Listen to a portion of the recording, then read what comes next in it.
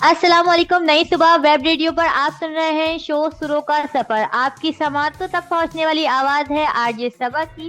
उम्मीद है आप खैरियत से होंगे और आपका दिन बहुत अच्छा गुजरा होगा और आपने हमारे शो का बहुत बेताबी से इंतजार भी किया होगा। आप ये सोच रहे होंगे कि आज फिर आरजे सबा ने उमर से जो है माइक ले लिया है। तो ऐसा कुछ भी नहीं है, आज उमर थोड़ा सा लेट है, हम उनका इंतजार करेंगे, लेकिन मैं आपको बिल्कुल भी बोर होने नहीं दूंगी। मैं आपको बताती चलूं कि आप लोगों के पैगामात हमें मिले और हमें बहुत अच्छा लगा आपके पैगामात सुनकर। और हम खुशी से निहाल हो गए थे कि हमारे शो बहुत सारे लोग सुनते हैं और पसंद भी करते हैं। और उमर की एनर्जी और मेरी एनर्जी दोनों इतनी उनको इतनी इतनी इतनी अच्छी लगती है कि वो बोलते हैं कि आपकी एनर्जी से हम एनर्जेटिक हो जाते हैं। मूड कैसा भी हो, मौसम कैसा भी हो, लेकिन बस आपका शो ऑन होना चाहिए और हमारा मूड जो है वो ऑटोमेटिकली जो है वो 90 डिग्री के उस पे घूम जाता है और हमारा मूड फ्रेश हो जाता है। तो जैसे कि आप लोग जानते हैं कि मैंने आपको बताया था कि उमर थोड़ा सा लेट हो गए हैं, तो उमर ने स्टूडियो में कदम रख लिए हैं। अब हम उमर से पूछते हैं कि आज वो लेट क्यों आए हैं और आखिरकार वजह क्या थी उनके लेट आने की। तो अस्सलाम वालेकुम उमर, क्या हाल है, कैसे हैं आप, और अपने लेट आने की वजह भी हमें बताएं। जी वालेकुम अस्सलाम और लिसनर्स अस्सलाम वालेकुम। मेरी जानिब से अल्हम्दुलिल्लाह, अल्लाह का शुक्र, मैं बिल्कुल ठीक ठाक हूँ और मेरे लिसनर्स भी उम्मीद है कि खैर आफियत से होंगे, अपनी ज़िंदगी को भरपूर तरीके से एंजॉय कर रहे होंगे। अगर आपको किसी किस्म की मुश्किल, तंगी या परेशानी का सामना है तो हमारी अल्लाह ताला से दुआ है कि अल्लाह ताला आपको इन तमाम ही मुश्किलात से, तमाम ही परेशानियों से निजात दे और आपकी ज़िंदगी में ढेरों ढेर खुशियाँ भर दे। भले मैं अभी अभी पहुँचा हूँ, लाइनें मुझे सारी याद हैं, वो मैंने बोल दी हैं। अच्छा, लेट क्यों आए? ऐसा लगता है जैसे क्लास रूम में आया हूँ। बाकी ये जो जालिम ट्रैफिक है इसकी वजह से मैं लेट हो गया। असल में शो का स्टार्ट लेने का इतना मजा आता है, आपसे बातचीत करने का इतना मजा आता है। सबा ने कहा कि वो स्टार्ट करेंगी, मैंने कहा कि मैं स्टार्ट करूंगा। बस हम डिसाइड नहीं कर पा रहे थे। तय ये पाया कि जो पहले आएगा वो स्टार्ट करेगा। सबा पहले आ गई और मुझे पता चला यहाँ आके सो गई थी, लेकिन बहरहाल आ पहले गई थी, इसलिए इन्होंने शो को स्टार्ट किया और मैं जैसे ही पहुंचा और मैं यहाँ जलवागर हो गया। जी बिल्कुल बिल्कुल ऐसा ही है, लेकिन आपको ये उड़ती उड़ती खबर कहाँ से मिली? लेकिन चले कोई बात नहीं, हम शो आगे कंटिन्यू करते हैं। हमारे जराए हर जगह मौजूद होते हैं, बहरहाल हमें पता चल गया। जी ठीक है, चले अब ये बताएं कि हम आगे क्या करने वाले हैं अपने शो में और अपने लिसनर्स को आज क्या बताने वाले हैं, या फिर अभी हम पहले ब्रेक पे जा रहे हैं म्यूजिकल। यकीनन पहले तो म्यूजिकल ब्रेक ही पर जाएंगे और जैसे कि हमारे शो का फॉर्मेट है कि हम किसी न किसी सिंगर के मुतालिक बातचीत करते हैं, तो आज भी ऐसे ही करेंगे। जैसे कि हमारे लिस्टर्स जानते हैं कि हमारे जो प्रोग्राम है ये इंफोटेनमेंट पर मुश्तमिल होता है। यहाँ तफरीह का भी बंदोबस्त किया गया है और बहुत सी इंफॉर्मेशन भी आप तक हम पहुँचाते हैं। लेकिन ऐसा नहीं है कि बहुत संजीदगी से आप तक बस मालूमात ही मालूमात पहुँचाए चले जाएँ। ऐसा ना लगे आपको कि आप शो सुन रहे हैं, बल्कि आपको ऐसा लगे कि जैसे आप ट्यूशन पढ़ने आए हुए। तो ऐसा बिल्कुल नहीं होने वाला। बहुत सा म्यूजिक होगा, बहुत सा फन होगा और बहुत सी इंफॉर्मेशन होगी। म्यूजिकल ब्रेक की जाने पे बढ़ते हैं, लेकिन सबा बढ़ेंगी, किस तरह से बढ़ेंगी ये सबा ही जानते हैं। हम म्यूजिकल ब्रेक की जानिब जाएंगे, लेकिन इस मरतबा हम कुछ नया करने वाले हैं। यानी जब कभी हम पहली म्यूजिकल ब्रेक पर जाते हैं, आप वहीं से अंदाजा लगा लेते हैं कि आज हम किस सिंगर के मुतालिक बातचीत करने वाले हैं। तो आज हम एक ऐसा गाना चलाएंगे जो कि दो सिंगर्स ने मिलकर गाया होगा, ताकि आप किसी हद तक शशोपंज में मुब्तला रहें कि आज हम किसके मुतालिक बातचीत करने वाले हैं। और हो सकता है कि इन दोनों सिंगर्स में से इन दोनों पर हम बात ना करें, बल्कि किसी और पर बात कर लें। खैर, बताती हैं सबा कि आप कौन सा गाना सुनने वाले हैं। जी तो लिसनर्स, हम चलते हैं एक म्यूजिकल ब्रेक पर और इस म्यूजिकल ब्रेक पे हम सुनेंगे सॉन्ग पालो बत्तियां, जो अली जफर और अत्ता उला ईसा खिलवी ने सिंग किया है। तो स्टे ट्यून नई सुबह web radio. Welcome back listeners, आप सुन रहे हैं नई सुबह वेब रेडियो पर शो सुरों का सफर सबा और उमर के साथ। उम्मीद है आपको ये ट्रैक, ये सॉन्ग बहुत अच्छा लगा होगा। मुझे तो बहुत ही अच्छा लगा, और उमर आपको कैसे लगा आप भी बताएं हमें। जी हाँ, अच्छा लगा मुझे भी। ये गाना मेरा फेवरेट गाना है, अभी हाल ही में ये गाना आया है और बहुत ज़बरदस्त ये सॉन्ग है। बाकी जितनी एनर्जी के साथ आप बात कर रही हैं, मुझे थोड़ा सा शक हो रहा है जो खबर मुझ तक पहुंची थी, क्या वाकई आप सो रही थी या ये सिर्फ खबर उड़ाई गई है? मैंने आपको पिछली शो में बताया था कि जब हम शो ऑन एयर जाने लगते हैं तो पीछे की चीजों को पीछे छोड़ देते हैं, तो बस इसी तरीके का है। हमारे लिस्टर्स भी जानना चाहेंगे कि इतनी जल्दी नींद कैसे उड़ा देती हैं आप। बहरहाल वो आप बताइए या ना बताइए, लेकिन ये जरूर बताइए कि हमारी वेबसाइट कौन सी है, किस वेबसाइट पर लिस्टर्स हमें सुन रहे हैं। वो तो खैर जानते ही हैं, लेकिन अगर उन्हें किसी और को बताना हो तो वो किस तरह से बता सकते हैं, ये आप बता दीजिए।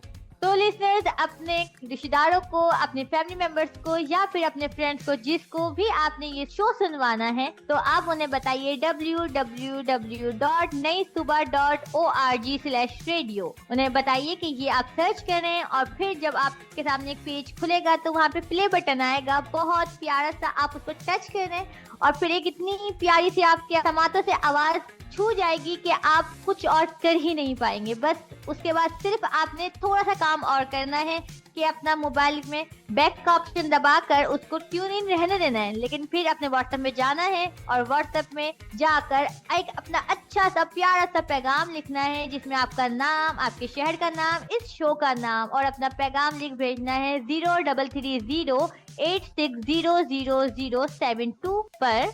वॉइस मैसेज भी सेंड कर सकते हैं और टेक्स्ट मैसेज भी कर सकते हैं। और अगर आपको यही नंबर उर्दू में जानना है तो आपको ये नंबर बताएंगे उमर। हमारा नंबर है 033086000072। जी लिसनर्स, इस नंबर पर हमारा साथ दो और जब कभी आप हमें मैसेज करें तो आप अपना नाम जरूर बताइएगा, अपने इलाके का नाम बताइएगा और इसके अलावा जिस शो के लिए आप मैसेज कर रहे हैं उस शो का नाम भी बताइएगा, उन आरजेज का नाम भी बताइएगा कि जिनके लिए आप मैसेज कर रहे हैं, क्योंकि यहाँ पर बहुत से शोज होते हैं, बहुत से पैगामात आते हैं। ऐसा ना हो कि हम आपस में झगड़ते फिरें, ये मेरा मैसेज है, दूसरा कहे मेरा मैसेज है। यानी यहाँ पे शोज ना हो रहे हो बल्कि कोई रेसलिंग हो रही हो, कोई और ही माहौल बना हो यहाँ पर। अब ये भी बता दीजिए कि आखिरकार हम कौन से सिंगर के बारे में बात करने वाले हैं। हमारे लिसनर्स बेताब है ये जानने के लिए। आज सब कुछ मुझे ही बताना लगता है। बहरहाल मैं आपको बता देता हूँ कि आज हम जिस सिंगर के मुतालिक बातचीत करने वाले हैं वो एक लोक गुलकार हैं और पूरी दुनिया ही में बहुत मशहूर है। पाकिस्तान में, जनूबी पंजाब में, ख़ासतौर पे देही इलाकों में बहुत मकबूल हैं और इसके अलावा पूरी दुनिया में उनके चाहने वाले मौजूद हैं। वो बहुत ज़बरदस्त तरीके से गाते हैं, यानी वो जो गा देते हैं वो बाकायदा फैशन बन जाता है। यानी कहा यह जाता है ये जो काले रंग का लिबास है, ये जो काली कमीज का रिवाज है, यानी कमीज का, लेकिन एक जगह पर मैंने पढ़ा था कि ये कमीज होता है। तो बहरहाल जो भी होता है, इसका रवाज जो है वो उनके गाने के बाद आया, यानी कमीज तेरी काली सोने फुल्ला वाली। अब आपको पता चल गया होगा कि हम किन के मुतालिक बातचीत करने वाले हैं। सबा, आप नाम बताइए। जी तो लिसनर्स, हम बात करने वाले हैं अताउल्लाह खान ईसा खिलवी के बारे में।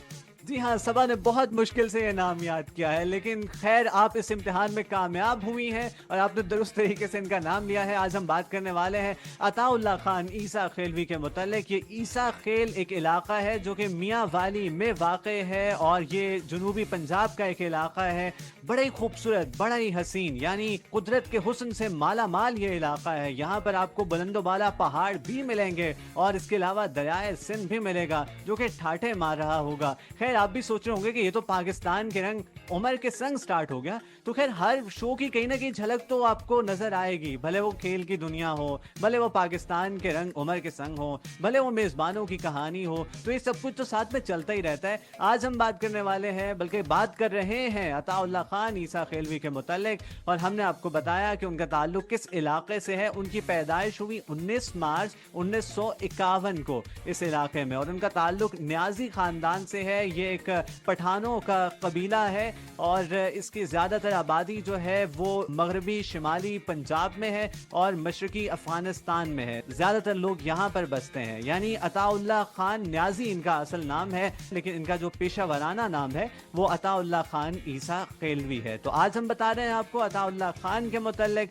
और यकीनन आपको बहुत लुत्फ आने वाला है इनके मुतालिक जानकर। आपको अगर हम इनके बचपन के मुतालिक बताएं तो अताउल्लाह खान ईसा खिलवी जो है वो बचपन ही में 2 अमराज का शिकार हो गए। आप भी सोचोगे ये क्या हुआ, उनको वो 2 कौन सी बीमारियां हैं जो लाक हो गई। एक तो उनको बचपन ही में मोहब्बत हो गई और दूसरा उनको गायकी का शौक हो गया। अब इस कबीले में मौसीकी को बिल्कुल पसंद नहीं किया जाता था, यानी गाना तो दूर की बात है, गाना सुनना भी पसंद नहीं किया जाता था और जो ऐसा करता था उसे अच्छी नज़र से नहीं देखा जाता था, बल्कि उसको पहले तो आराम से सुकून से समझाया जाता और जब नहीं समझता तो फिर उसको 2 लगाई जाती। अताउल्लाह खान ईसा खिलवी के साथ भी कुछ ऐसे ही था कि उनका रुझान ज़्यादा इस जानिब था, भले मौसीकी हो या मोहब्बत हो। मुझे लगता है मोहब्बत की वजह से गाने लगे, शायद अपने महबूब के गुन गाने लगे या ना जाने जाने क्या करने लगे। इसकी वजह से उनका अपनी पढ़ाई पर ज़्यादा ध्यान न था, ज़्यादा तवज्जो न थी, जबकि उनके वालिद जो थे वो उनको कोई डॉक्टर या फिर पुलिस ऑफिसर या फिर आर्मी के किसी बड़े रैंक पर देखना चाहते थे। इसलिए वो ये चाहते थे कि दिल लगाकर तालीम हासिल करें। लेकिन जब अताउल्लाह खान ईसा खेलवी के स्कूल से शिकायत आती तो वो फिर भरपूर मुरम्मत करते अताउल्लाह खान ईसा खेलवी की और भरपूर मार धाड़ होती, हत्ता कि इनकी वालिदा साहिबा जो है वो इनको बचाने के लिए रास्ते में हायल होना चाहती, लेकिन वो भी इस तशद्दुद की जद में आ जाती। आखिर दादी जान जो है वो काम आती और वो अताउल्लाह खान को बचाती, क्योंकि इनके दादा का इंतकाल तो बहुत पहले ही हो चुका था। लेकिन ये सारा सिलसिला चल रहा था। अताउल्लाह खान को गाने का शौक था। इनके वालिद ने इनको समझाया कि आप ऐसा न कीजिए। अताउल्लाह खान को उनकी बात समझ में नहीं आई और वो ये तमाम तर चीज़ें साथ लेकर चल रहे थे। एक बार स्कूल में बस में अदब हुआ और इनके जो क्लास इंचार्ज थे, जो इंग्लिश पढ़ाते थे, यानी वैसे तो अताउल्लाह खान स्ट्रगल कर ही रहे थे पढ़ाई में, लेकिन सबसे ज़्यादा अगर उन्हें कहीं मुश्किल का सामना था तो वो अंग्रेज़ी थी। तो अंग्रेज़ी के उस्ताद ने उन्हें कहा कि आप शाम को मेरे घर आइएगा, क्योंकि इन्होंने बज़्म अदब में गाना गाया था। अब अताउल्लाह खान की परेशानी में मजीद इजाफा हो गया कि ना जाने अब कौन सी क़यामत है जो मुझ पर टूटने वाली है। लेकिन जब उनके घर गए तो पता चला कि उस्ताद साहब तो खुद गाने के शौकीन हैं। उन्होंने कहा कि आपने बहुत अच्छा गाया है बेटा, आप बहुत टैलेंटेड हो, आप कभी भी इस फन को ज़ाया ना होने देना, बल्कि इसे लेकर आगे बढ़ना।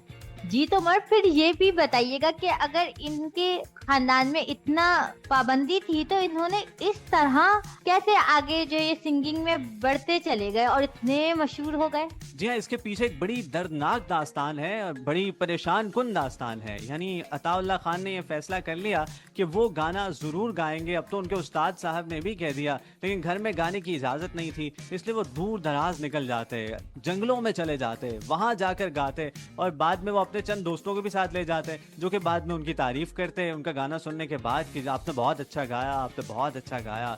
इसके अलावा अताउल्लाह खान ईसा खेलवी जो है वो दरियाए सिंध के सीने पर गाते, यानी कि कश्ती में सवार हो जाते। बाज़ कश्तीरान ऐसे थे जो कि मौसीकी से शगफ रखते थे।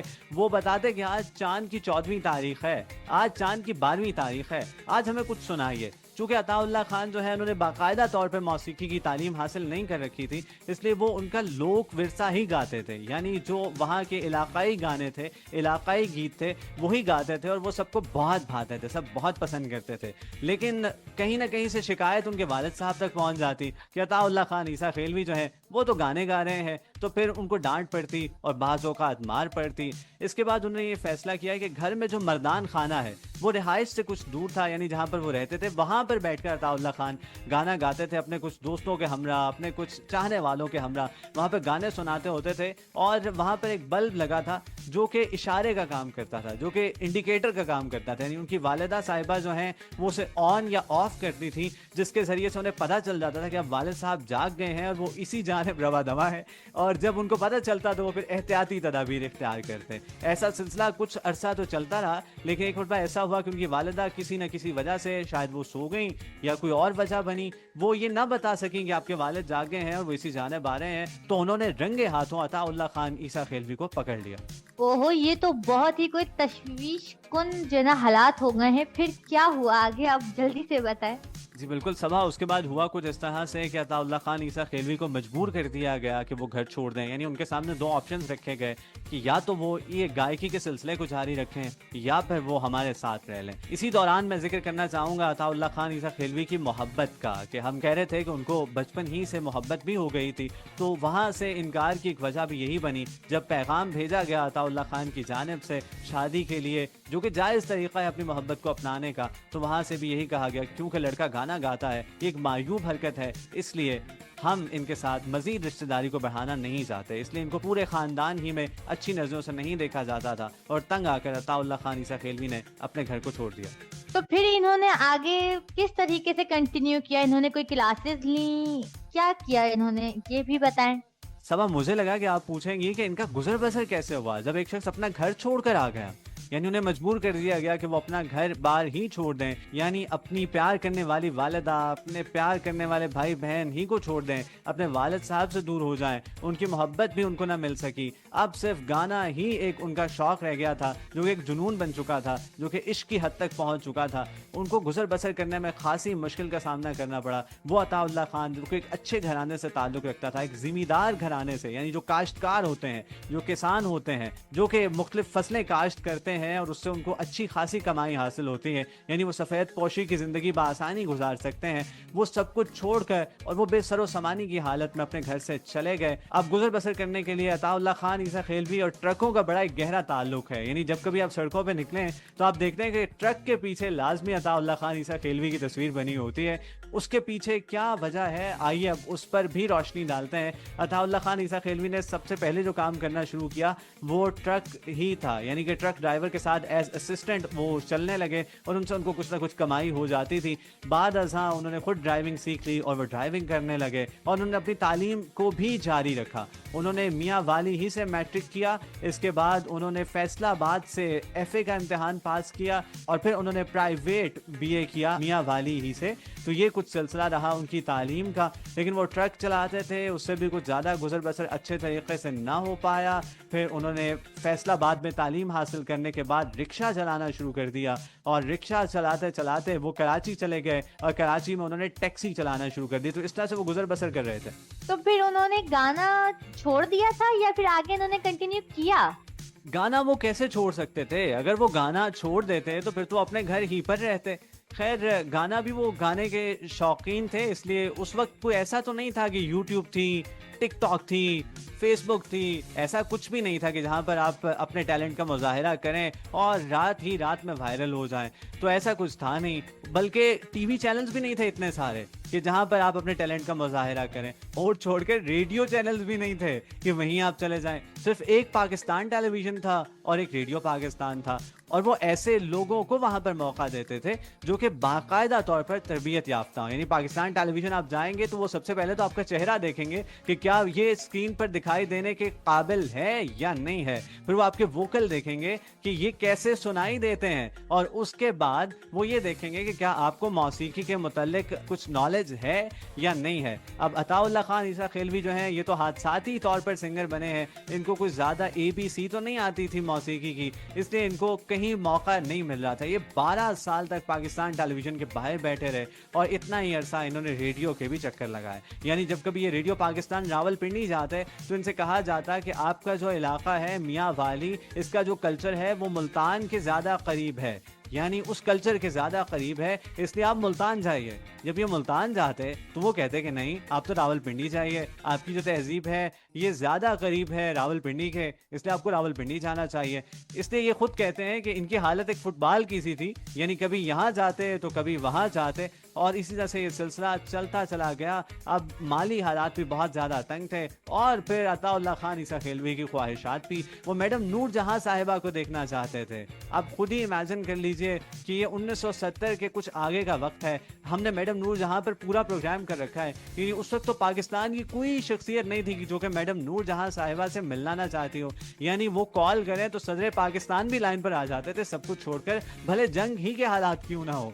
तो वहाँ पर कुछ ज़्यादा आसान तो नहीं था कि उनसे मुलाकात हो जाती। बहरहाल इसी सिलसिले में अताउल्लाह खान ईसा खेलवी लाहौर आ गए और यहाँ पर लिबर्टी चौक पर एक रेस्टोरेंट था, वहाँ पर मुलाजिमत करने लगे। मुलाजमत में वो फिर क्या करने लगे ये भी बताएं आप हमें। वो यहाँ पर बतौर वेटर काम करने लगे, और इसके अलावा ये था कि मैडम के घर के बाहर कुछ बेंच मौजूद थे, वहाँ पर रात में जाकर बैठ जाते। अब मुलाकात तो उनकी हो नहीं सकती थी, लेकिन वो वहीं पर बैठे रहते। जब मैडम नूरजहां साहिबा घर आती या घर से जाती तो वो गाड़ी में उनको बैठे हुए देखते और इनके दिल को तसल्ली मिल जाती। इस रेस्टोरेंट में जॉब करने के पीछे एक और वजह ये भी थी कि वहाँ पर हर शाम 7 से 8 महफिल मौसीकी होती थी, तो इन्होंने सोचा कि शायद मैं कुछ ना कुछ यहाँ से सीख लूँ, इसलिए उन्होंने इस जॉब को अपनाया, लेकिन ये जॉब भी उन्हें कुछ ज़्यादा ना भाई, क्योंकि जो वहाँ के मालिक थे उन्होंने उन्हें एक दिन तनख्वाह न दी। 1.5 साल तक वो इनको टरखाते रहे, सिर्फ जो टिप मिलती थी उस पर इनका गुजर बसर था। ये माली एतबार से बहुत ज़्यादा परेशान हुए और फिर ये एक बैंक में जॉब करना चाहते थे, क्योंकि अब इनका BA मुकम्मल हो चुका था और ख़ानदान के काफ़ी सारे लोग जो है वो बड़े ओहदों पर फायज थे। तो इन्होंने चाहा कि कोई मेरी सिफारिश ही कर दे, लेकिन किसी ने इनकी सिफारिश नहीं की। और जब ये गए बैंक में कि मुझे क्लर्क रख लीजिए, उन्होंने कहा कि हमारे पास तो PN की जॉब भी मौजूद है, आप वो कर लेंगे? इन्होंने कहा मैं वही कर लूँगा। और कहा गया कि इसके अलावा आपको क्या आता है? तो उन्होंने कहा मैं इलेक्ट्रीशियन का काम भी जानता हूँ। लेकिन उसके बावजूद इन्हें बैंक में जॉब ना मिली और इन्होंने रिक्शा चलाकर गुजर बसर किया। उसके बाद इनको 1972 में आखिरकार रेडियो पाकिस्तान बहावलपुर पर मौका मिल गया, वहाँ पर इन्होंने परफॉर्मेंस की। उसके बाद इन्होंने मियाँ वाली में एक कॉन्सर्ट किया जो कि खासा कामयाब रहा। फिर 1973 में कराची में नीलाम घर एक शो होता था, उन दिनों कराची से हो रहा था, वहाँ पर इनको मौका मिला और वहाँ पर इन्होंने परफॉर्म किया। मेरा ख्याल सब बहुत बातें हो चुकी हैं। ऐसा करते हैं कि अब एक अदद म्यूजिकल ब्रेक ले लेते हैं और उसके बाद बताते हैं कि अताउल्लाह खान ईसा खेलवी की जिंदगी ने पलटा कैसे खाया। जी बिल्कुल उमर, हम अभी चलते हैं एक छोटे से म्यूजिकल ब्रेक की तरफ। बिल्कुल सबा चलते हैं और अभी हम जो ट्रैक सुनने वाले हैं वो अताउल्लाह खान ईसा खेलवी ही का पहला हिट सॉन्ग है, जिसके मुतालिक हम ब्रेक से लौट कर आपको बताएंगे। लेकिन ये गाना है दिल लगाया था दिल लगी के लिए, बन गया रोग जिंदगी के लिए। आइए ट्रैक सुनते हैं, उसके बाद लौट कर आते हैं। वेलकम बैक लिसनर्स, आप सुन रहे हैं शो सुरों का सफर सबा और उमर के साथ। उम्मीद है कि आपको ये ट्रैक, ये सॉन्ग बहुत अच्छा लगा होगा। मुझे तो बहुत ही अच्छा लगा है, लिसनर्स को भी अच्छा लगा होगा। हम उमर से पूछते हैं उमर को कैसा लगा, और उमर को कहते हैं कि आगे कहानी कंटिन्यू करें जल्दी जल्दी कि आगे और क्या है, क्योंकि मुझे बहुत इंतज़ार है कि आगे क्या हुआ है इनकी कहानी में। जी हाँ लिस्टनर्स, इन्होंने कहा कि जल्दी जल्दी कंटिन्यू कीजिए। ये लफ्ज़ बड़ा मानी खेज है, यानी ये बता रही हैं कि वक्त का मुकाबला सख्त है, जल्दी जल्दी बताइए, बहुत सा वक्त गुजर गया है। तो जी हाँ आगे बढ़ते हैं। मैं सोच रहा था ब्रेक में कि आप जानना चाह रहे होंगे कि अताउल्लाह खान न्याजी को अताउल्लाह खान ईसा खेलवी क्यों कहा जाता है। जैसे कि आपको बताया कि इनका ख़ानदान इनको पसंद नहीं करता था या फिर इनके गाने को पसंद नहीं करता था, इसलिए इन्होंने अपने नाम के साथ अताउल्लाह खान ईसा खेलवी इस्तेमाल किया, ना कि अताउल्लाह खान न्याजी। जी हम बात कर रहे हैं अताउल्लाह खान न्याजी यानी कि अताउल्लाह खान ईसा खेलवी के मुतालिक। यही कहेंगे हम भी उनको, अगर उन्होंने अपने आप को ये कहना पसंद किया है या मुनासिब समझा है तो। अताउल्लाह खान ईसा खेलवी जो है उनकी ज़िंदगी में एक टर्न तब आया कि जब टेप रिकॉर्डर का दौर आया। यानी इससे पहले जो टेप रिकॉर्डर है ये बड़े घरों तक महदूद था, लेकिन 1970 की दहाई में ज़्यादातर लोग हुसूल रोज़गार के लिए दुबई जाने लगे और वहाँ से कुछ कमाई करते और अपने घर वालों तक भेजते और यूँ गुजर बसर करते थे।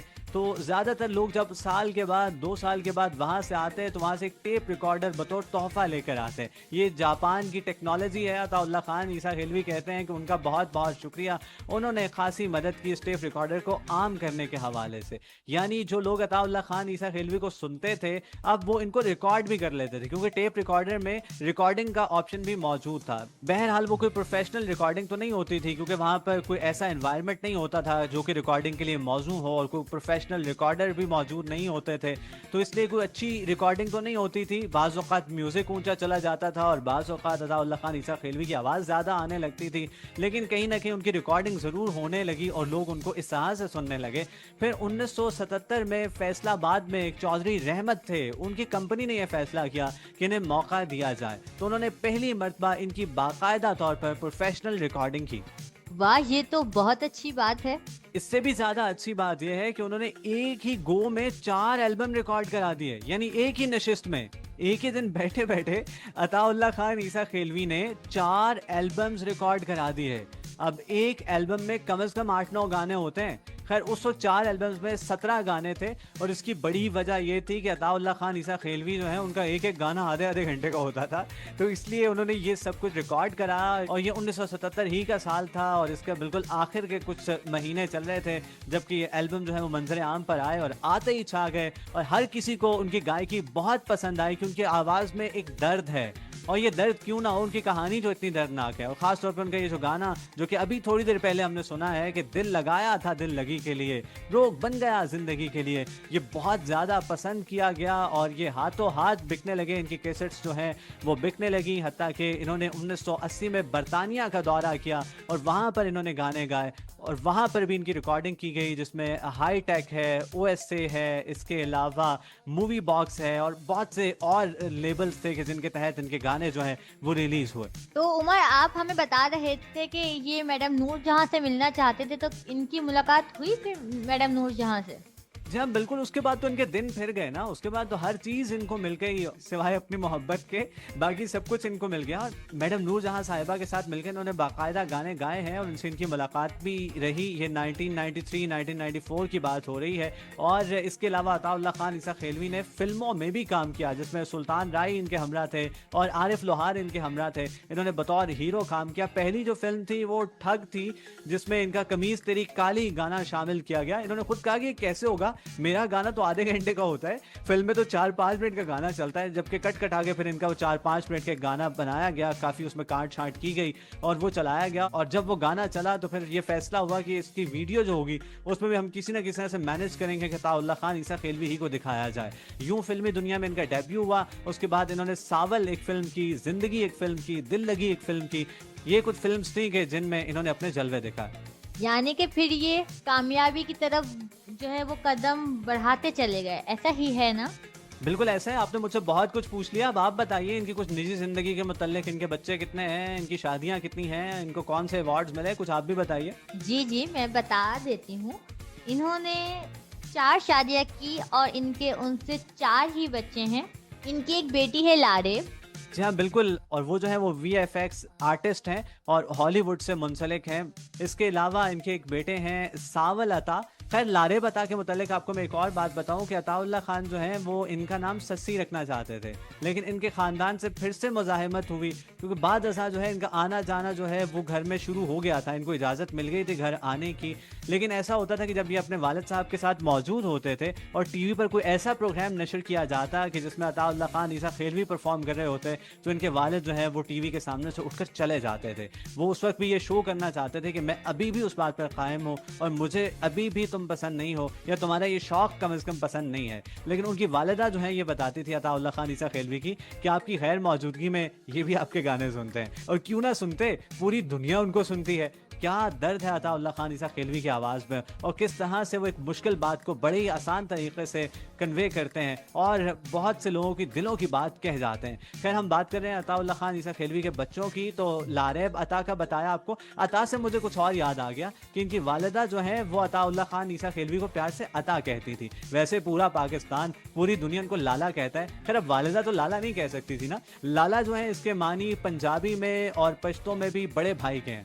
बाकी अगर हम इनके बच्चों के मुतालिक बातचीत करें तो सावल अता इनके एक बेटे हैं। जो इनकी पहली एल्बम आई थी उसका नाम भी सावल ही था, क्योंकि वो कहते हैं कि जिस दिन मेरी पहली एल्बम रिलीज़ हुई उस दिन ये भी पैदा हो गया, इसलिए उन्होंने अपने बेटे का नाम सावल रखा। और सावल अता जो हैं ये भी मौसीकी से मुंसलिक हैं और गाने भी गाते हैं, बल्कि कोक स्टूडियो में 2017 में अताउल्लाह खान ईसा खेलवी और सावल ईसा खेलवी ने मिलकर गाना भी गाया है। अगर कोक स्टूडियो के मुतालिक बातचीत करें तो अताउल्लाह खान ईसा खेलवी ने 2010 में कुछ गाने गाए जो कि 3 थे कोक स्टूडियो के साथ, और फिर 2017 में भी उन्होंने अपने बेटे के साथ मिलकर गाना गाया है। और इसके अलावा मुख्तलिफ प्रोग्राम्स में भी आप सावल ईसा खेलवी को अताउल्लाह खान ईसा खेलवी के हमरा देखते हैं।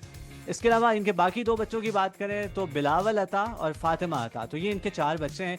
आपने बताया कि इनकी 4 बीवियां हैं, इनके 4 ही बहन भाई भी थे, यानी ये खुद कुल मिलाकर 4 बहन भाई थे, ये मुनासिब रहेगा।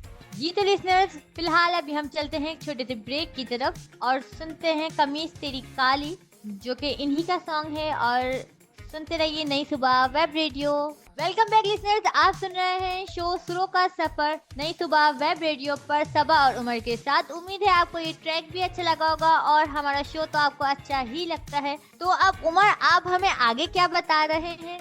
अब आप बता रही हैं। इन्हें 1991 में प्राइड ऑफ परफॉर्मेंस मिला और इन्हें सदर पाकिस्तान ने 23 मार्च 2019 को सितारे इम्तियाज से नवाजा। जी हाँ, बिल्कुल ऐसे ही है। और इसके अलावा इन्होंने 1994 में एक और रिकॉर्ड भी बनाया, यानी सबसे ज़्यादा एल्बम्स रिकॉर्ड कराने का एजाज़ इनको हासिल हुआ और इनका नाम Guinness book of world record में भी लिखा गया। कुल मिलाकर इन्होंने 50,000 से ज़ायद गाने गाए हैं और इनकी 400 से ज़्यादा एल्बम्स रिलीज़ हो चुकी हैं। तो ये हैं अताउल्लाह खान ईसा खिलवी, जिनके मुताल्लिक आज हमने बातचीत की, बहुत सी बातें आप तक पहुँचाई, बहुत सी ऐसी होंगी जो कि नहीं पहुँचा सके होंगे। यानी आप यही सीख सकते हैं इनकी ज़िंदगी से कि आपकी ज़िंदगी में भले कितनी ही मुश्किलें आएँ, लेकिन आपने उनको अपने ऊपर हावी नहीं होने देना है, बल्कि भरपूर तरीके से मुकाबला करना है। यानी अताउल्लाह खान ईसा खिलवी में इस कदर सब्र था। मुझे एक वाक़या याद आ गया कि एक मरतबा वो लाहौर में परफॉर्म करके और रावलपिंडी जा रहे थे। ये रात का वक्त था, उनकी बेगम भी उनके हमरा थी। रास्ते में उन्होंने देखा कि कुछ गाड़ी वाले परेशान मौजूद हैं। अब ये क्यों हैं, किस लिए हैं, उन्होंने ये जानना चाहा। उनकी बेगम ने कहा कि आप ना रुकिए, रात के 2 बजे हैं। लेकिन अताउल्लाह खान ईसा खिलवी वहाँ रुक गए। उन्होंने जाना है कि क्या मसला है। उन्होंने बताया कि हमारी गाड़ी ख़राब हो गई है। इस पर उन्होंने कहा कि आपके पास कोई ऐसा औजार मौजूद है कि हम इसके टायर खोल सकें। इन्होंने कहा ऐसा तो कुछ नहीं है। उन्होंने कहा कि हमारे साथ 2 पुलिस ऑफिसर मौजूद हैं, इन्होंने अपनी ड्यूटी पर पहुँचना है, जेहलम जाना है, आप रावलपिंडी जा रहे हैं तो इनको भी साथ लिए जाइए। अताउल्लाह खान ईसा खिलवी ने कहा कि ठीक है। ना अब उन पुलिस ऑफिसर्स ने अताउल्लाह खान को देखा, ना इन्होंने उनको देखा। वो पिछली ही सीट पर जाकर बैठ गए और ये अपने सफर पर रवा दवा हो गए। सुबह के 4 बजे थे कि अताउल्लाह खान ईसा खिलवी ने अपना ही को गाना चला दिया गाड़ी में, जिस पर उन्होंने कहा कि इसको बंद कर दीजिए। उन्होंने कहा क्या मसला है। उन्होंने कहा ये सिंगर बिल्कुल भी अच्छा नहीं गाता, ना ही ठीक तरह से उर्दू प्रोनाउंस कर रहा है, आप किसी और को चला दें लेकिन इनको ना चलाएं। अताउल्लाह खान ईसा खिलवी ने कहा कि ठीक है। उन्होंने कोई और गाना चला दिया और ये सफ़र जारी रहा। जब वो अपनी मंजिल के करीब पहुंचे तो उन्होंने कहा कि यहाँ से हम कुछ चाय पीना चाहते हैं, हम रिफ़्रेश होना चाहते हैं, तो ज़रा कहीं आप गाड़ी को रोकिए। जब गाड़ी को रोका गया, उन्होंने अताउल्लाह खान ईसा खिलवी को देखा तो वो कहने लगे कि आप कुछ देखे देखे से लगते हैं। अताउल्लाह खान ईसा खिलवी ने कहा कि अच्छा, तो सोच लीजिए कहाँ देखा है आपने हमें। थोड़ी देर बाद वो कहते हैं कि क्या आप अताउल्लाह खान हैं। मैं कहा जी बिल्कुल, मैं अताउल्लाह खान हूँ, आप बहुत अच्छा गाते हैं। अताउल्लाह खान ईसा खिलवी ने कहा कि हाँ मुझे पता है कि मैं कितना अच्छा गाता हूँ, लेकिन उन्होंने इन्हें कुछ नहीं कहा। तो ये सब्र का आलम था अताउल्लाह खान ईसा खिलवी का। इसके अलावा उनकी मोहब्बत देखिए, वो जब भी किसी ट्रक के पीछे अपनी तस्वीर बनी हुई देखते तो उस ट्रक को रोकते और उससे मिलते। यानी जिस शख्स ने अपने पैसों से अपने ट्रक के पीछे अपनी तस्वीर नहीं, किसी और की तस्वीर नहीं, बल्कि अताउल्लाह खान ईसा खिलवी की तस्वीर बना रखी है, तो वो कितना खुश होगा जब वो उनको मिलेगा, बराह रास्त मिलेगा। और इसके अलावा एक और एजाज़ इनको हासिल है कि सबसे ज़्यादा ख़त जो है वो अताउल्लाह खान ईसा खिलवी को लिखे जाते थे।